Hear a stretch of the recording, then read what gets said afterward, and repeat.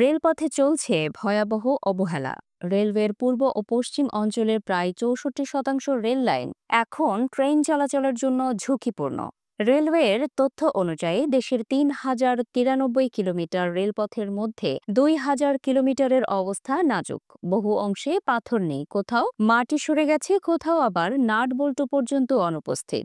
রাজশাহীর ৪ ঘাটে গ্রামবাসীর তৎপরতায় রক্ষা পায় সাগরদাঁড়ি এক্সপ্রেসের ৭ শতাধিক যাত্রী। এমনই আরও ঘটনা ঘটেছে বাগমারী ও আড়ানি এলাকায়, যেখানে স্থানীয়দের সচেতনতা বড় দুর্ঘটনা ঠেকিয়েছে। অন্যদিকে আখাউড়া সিলেট অংশে এখনো চলছে ব্রিটিশ আমলের রেলপথ ও সেতু। গত ১.৫ দশকে এই রুটে ঘটেছে অর্ধশতাধিক দুর্ঘটনা। রেলওয়ের কর্মকর্তারা বলছেন, বাজেট ঘাটতি ও জনবল সংকটের কারণে নিয়মিত রক্ষণাবেক্ষণ সম্ভব হচ্ছে না, তবে ঝুঁকিপূর্ণ অংশগুলো মেরামতের কাজ চলছে।